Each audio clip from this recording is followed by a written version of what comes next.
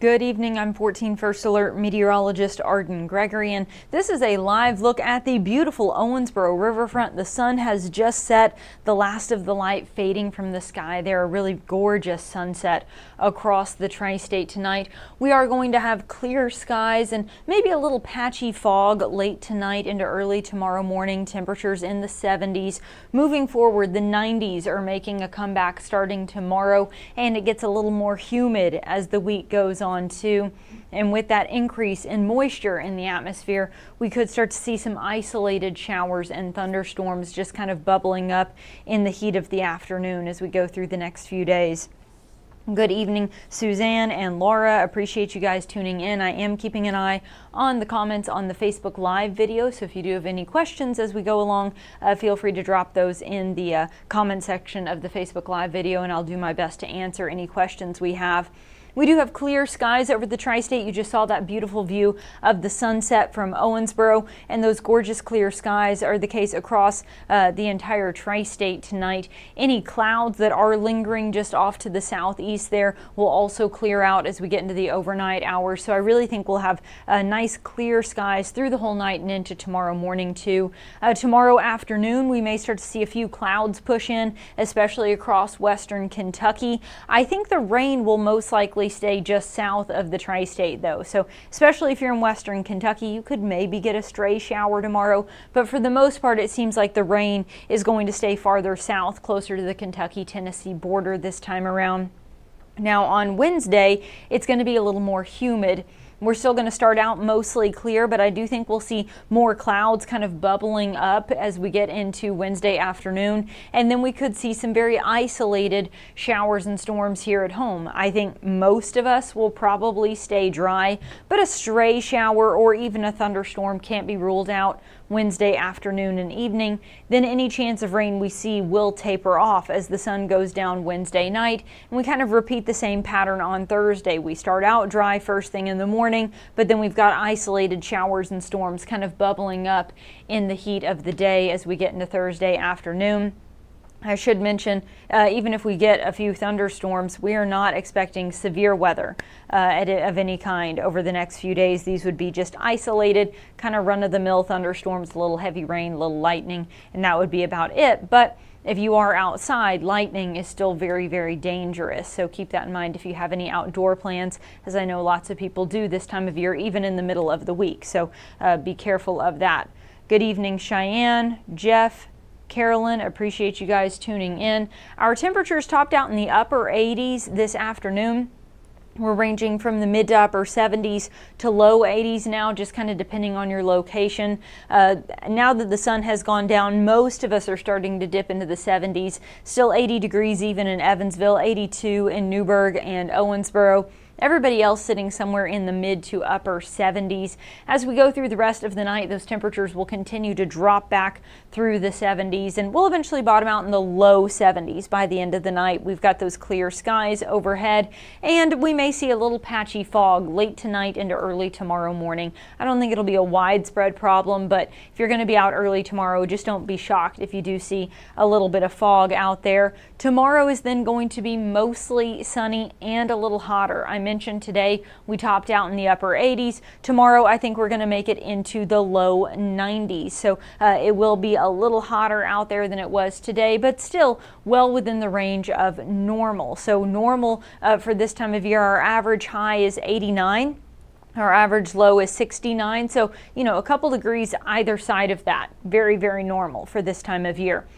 Today we fell just short of the average high. Tomorrow I think we're going to be just above it. But notice we're well within these lines through the entire week, really. So our temperatures in general through the rest of this week for both our highs and our lows are running right around to maybe just a couple degrees above average. So very close to maybe slightly warmer than what would be considered normal for this time of year. Notice our temperatures don't change much at all through the next 3 or 4 days, sitting right at those upper 80s to lower 90s. What will change is the humidity though. So the humidity is going to increase a little bit as we go through the middle and end of this week, and that is reflected in our feels like temperatures, our heat index, right? So tomorrow those lower 90s are going to feel more like the mid to upper 90s. Then on Wednesday, the humidity goes up, so the low 90s, temperature hasn't really changed, but now it feels closer to 100. And then on Thursday, still in the low 90s, but now it feels like the low triple digits, maybe as high as 102 to 103. So this humidity is really going to make it feel hotter, even though our temperatures aren't changing much at all. And that increase in the humidity also feeds our rain chances. Again, it's just a very isolated chance. We're way down here in the 20 to 30% chance range, basically from Wednesday through the start of next week. But the reason we see any chance of rain at all is because of that increase in the humidity. There's going to be just enough moisture out there that as those clouds bubble up, they could get just enough of a boost from that extra humidity that I think we could end up with isolated showers or maybe even a thunderstorm basically each afternoon. This will be really spotty though, and these storms probably won't be going much of anywhere. So this could be one of those scenarios where, it rains on the other side of town, but at your house it stays dry. It's going to be one of those every single day this week. So you may or may not get rain. There's a good chance a lot of you are still going to have to water your gardens this week, as we don't have any widespread rain in the forecast. Good evening, Ricky. Zach is asking about severe weather. We are not expecting severe weather at this time. Zach, and hello to Denise. I want to talk about these thunderstorms a little bit more and just kind of talk about the life cycle of a thunderstorm. How do they develop? And then, how do they kind of crash at the end? And a feature that we've actually seen with these thunderstorms here in just the past couple of weeks. So this starts with towering cumulus. You see these a lot during a summer afternoon, right? Start out with clear blue skies in the morning.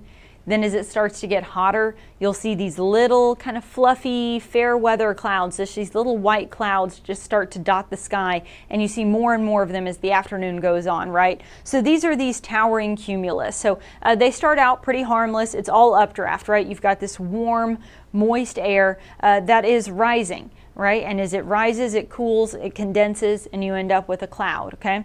So as this is happening, sometimes they keep on growing. A lot of the time they stop right here, and this is as far as you ever get.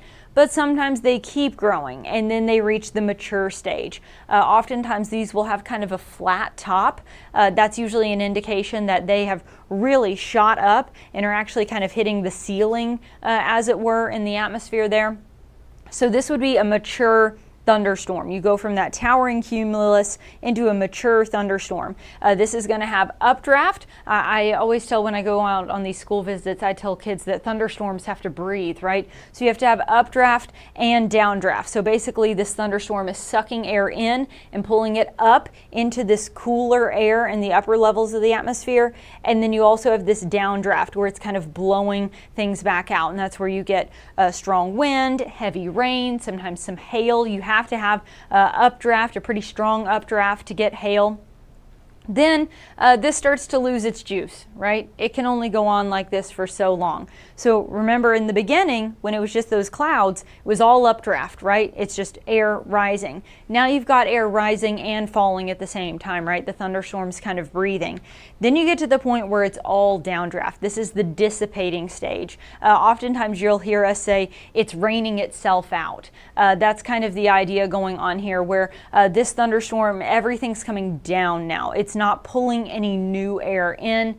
It's just kind of taking its final breath out. This thunderstorm is collapsing. It's on its way out. The rain gets lighter, the winds get weaker, but sometimes they collapse too fast.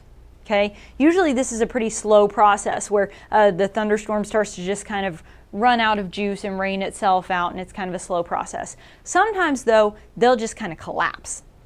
And when that happens, sometimes this collapsing thunderstorm kind of comes down, and it's kind of like dropping a stone into a pond, right? Or dropping a water balloon on the ground. Think of it that way. As that hits the ground, it splatters out, right? And so as this thunderstorm kind of collapses, sometimes you have it where it hits the ground, and then think of that air, that energy kind of shooting out. Well, then you've got untapped atmosphere over here where they haven't had any thunderstorms yet. And as that thunderstorm kind of crashes out, sometimes that kick from that wind gust is enough that it'll kick up a brand new thunderstorm. So oftentimes you get an outflow boundary, or sometimes we call it a gust front. We had one of those just a couple weeks ago. I was pointing it out on the radar, right? You had this thunderstorm that had developed in western Kentucky. Then as it collapsed, you could see on the radar this ring. It really looked like a ripple effect, this ring coming out from that thunderstorm. And as that blew through, some people, said all of a sudden it got very windy, and then it got very cool. It was a very, very hot day, and they said it just dropped the temperature really quickly. They're almost like miniature cold fronts, right? You have this cooler air in the upper levels of the atmosphere, and as that comes crashing down to the ground, it creates this very tiny cold front that just kind of sweeps across. And as it does, sometimes it can kick up brand new thunderstorms, or maybe just some clouds that sometimes might even look kind of scary. You could have strong winds as this rolls through. Oftentimes behind it, the temperature will drop a little bit. So those are the kinds of things we'll be watching for this week. We'll probably get those cumulus clouds bubbling up kind of each afternoon across much of the tri-state. But then with that extra humidity from the middle and end of this week, they could maybe have just enough juice to kind of jump up into that more mature thunderstorm stage, where you could have some heavy rain, some strong winds, some lightning. Nothing severe, but a genuine thunderstorm, right? Probably won't last very long, probably won't go much of anywhere. They kind of bubble up, and then they run out of energy and they crash back out. If they crash out with enough force, you could then sometimes end up with an outflow boundary or a gust front, which could then create more showers and storms, or it could just create, a bit of a cool breeze. And sometimes they don't collapse with enough force to cause an outflow boundary at all. So, but those are some things to be looking for in the week ahead, as we have these pop-up thunderstorms in the forecast from Wednesday through the rest of this week, this weekend, and even into the start of next week too. Checking in on the comments here. William's asking about a new meteorologist. We did have someone leave. Laura Gray is kind of setting him straight on the comments there. Michael Fecka, meteorologist Michael Fecka, he worked as the weekend and fill-in meteorologist here for 2 years, and he took a job in Portland, Oregon. So he went to a much bigger city, and he's working there on the complete other side of the country now. He left us end of May, I guess it was. So he's been gone for about a month and a half now. And we are actively searching for a new weekend meteorologist, but we just haven't found the right fit yet. So that's why if you watch 14 News on the weekends, you've seen myself and Jeff and Byron all filling in a lot. We don't usually work that many weekends unless somebody's on vacation or something. We usually have someone who weekends is their job. For those of you who have been following me for a while, for many years, weekends was my job, right? And then I moved into the midday schedule there. So that's just kind of an indication of what's going on here. For those of you who are curious, we are working on filling Michael's spot, but we just haven't found the right fit yet. Anybody who's ever been through the hiring process knows how tricky that is to find the right person for the right job here. I do want to put things on rewind for just a minute here and talk about a little bit of weather history. I mentioned this on 14 News at 4. Let's take a look back at 2004. Some of you may at least vaguely remember this. We had several damaging wind events in 2004. And January 13th was the fourth one. So from late May to July 13th, we had 4 damaging wind events. They hadn't all hit all of the tri-state, but we had several events with damaging winds, straight line damaging winds from late spring through the summer here. And this one really raked across the tri-state, especially in Owensboro. So we had basically this complex of severe storms, right? So a whole cluster, whole group of severe storms that were moving very quickly. A lot of the time thunderstorms here recently, these that have just been kind of popping up and don't really have anything to force them to move, as I said, they don't go very far. Sometimes they're only moving 10 miles an hour. But on average, when we're tracking severe weather and stuff, a lot of the time they're moving 40 to 50 miles an hour. This is moving at 60 miles an hour. For a thunderstorm, that's really fast, okay? So these thunderstorms were just booking it across Illinois and Indiana. And then they went on down through western Kentucky and on out of the tri-state and into Tennessee. As this moved through, it did cause a lot of wind damage. The most serious damage was east of US 41. Warwick and Pike counties were the hardest hit in Indiana. And then as you move on down, they were very hard hit in McLean and Muhlenberg counties, as well as in the city of Owensboro. We had trees down on top of buildings, on top of cars, lots of power lines down, tons of power outages. Evansville and Owensboro, tons of people in both cities were without power. So just know that this is what was going on this date in 2004. I always like to look back and give a little weather history when it's something of interest from here in the tri-state. More recent history here, the month of July so far, we started out with that heat wave, right? Leading up to the 4th of July there, we had that very dangerous heat wave. Then kind of over Independence Day weekend is when we finally got some rain and that heat wave finally broke. And we've mostly been in the 80s since then, and we have had several rounds of rain since then too. So starting 4th of July weekend, continuing through last week, we have had multiple chances at some scattered rain. Saturday was kind of rainy. We had some heavy rain and some strong to severe storms just to our southwest, like down around Paducah, Cape Girardeau area. They got a ton of rain this weekend and had some really major flooding. So we kind of dodged the bullet on that. We didn't get the worst of it. In total, the official rain total at the Evansville Regional Airport is really not that impressive. We've had less than 3/4 of an inch of rain there, just about 6/10 of an inch there, which does put us short on rainfall for the month and for the year. We were running really short on rain this year, right? We were running like 7 inches behind on rain. Then we got that big heavy rain and flooding event at the end of June, right before the heat wave, then June into July. We had that heavy rain and flooding event, and that really made up the deficit. You don't ideally want to get 6 months worth of rain like in one weekend, but that's kind of how we made up that shortfall for the year. Now, though, we are running short again for both the month and for the year as well as a result.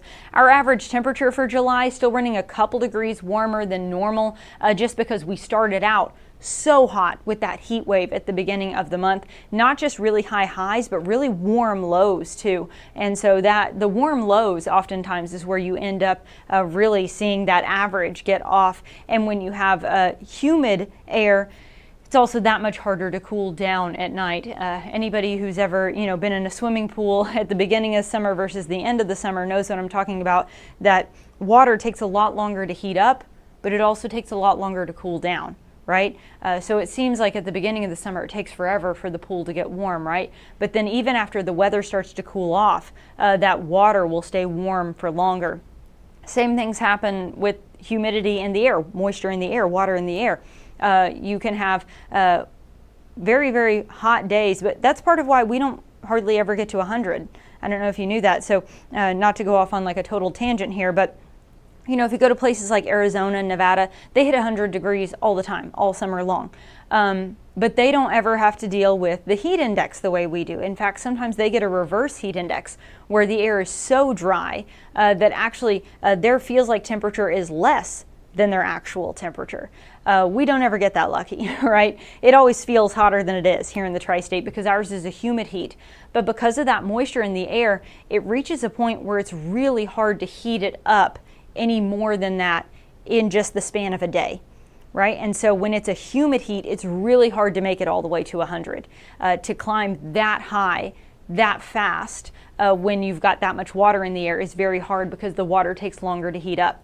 That's why in the desert, it gets very, very hot during the day, but then also very, very cold at night. You have these dramatic temperature swings because the air is so dry. Here it's so humid that it takes a lot to heat us up, but it takes a lot to cool us down too. So we end up with just these hot, humid days, but then these warm, muggy nights as well. And we see that a lot during the summer months here. Looking at the extended outlook for next week, it does show a trend toward near to maybe slightly above average precipitation. So we could maybe see a slightly better chance of rain as we get into next week. But near average temperatures. They are expecting hotter than average weather down to our south, maybe a bit of a heat wave striking the deep south next week. But here at home, it looks like our temperatures are going to remain right around where they should be, which would mean upper 80s to around 90. So the general trend, not just through the next couple of days, through the next 7 days and maybe even beyond that, is very, very typical mid-July weather, right? It's going to be hot. It's going to be humid, but it's not going to be the extreme, oppressive, dangerous heat and humidity that we had in the beginning of the month. This is more just typical summer July heat. And then with that, we also have this daily chance for an isolated shower or storm. So we're just kind of caught in this same weather pattern for the next few days and maybe even beyond. So we'll just have to wait and see how long it takes for this weather pattern to kind of run its course. Yes, thank you, William. It is going to be hard to replace Michael. He was an excellent meteorologist and an excellent co-worker. We all loved working with him. We really miss him here, and he's going to be very hard to replace. Good evening, Patty and Stacy. Aja is asking about how I became a meteorologist. For those of you who don't know, I have wanted to do this since I was in the 8th grade. I went to Western Kentucky University in Bowling Green, Kentucky, got a major in meteorology and a minor in broadcasting. I interned at 14 News while I was in college. I then, when I graduated, 14 News was not hiring, so I went somewhere else, and I spent my first couple of years as a broadcast meteorologist at WYMT Your Mountain News in Hazard, Kentucky. And then after I had done a couple of years working out there, getting more experience, a job opened up here at 14 News, and so that's when I became the weekend meteorologist here. I worked as the weekend meteorologist here for many, many years, and then we hired Michael, and I moved to more of a midday shift, which just worked better for me and my family, because while I've been working here, I've gotten married and had 2 children. So I've done a lot in my time here at 14 News. But that's how I got my start. Is I went to WKU, I interned here. I went to WYMT out in Hazard, Kentucky, and that's where I spent my first couple of years. And I've been working at 14 News ever since, learning from the great Jeff Lyons and Byron Douglas. Very lucky to work with both of those guys. All right, I'm not seeing any other questions in the comments, so I'm going to wrap this up. I'll have an updated look at your forecast on 14 News at 10, and Robinson Miles is hard at work putting together all of your latest news headlines for the 10 o'clock news as well. So I hope you'll join us then. Everybody have a good rest of your night.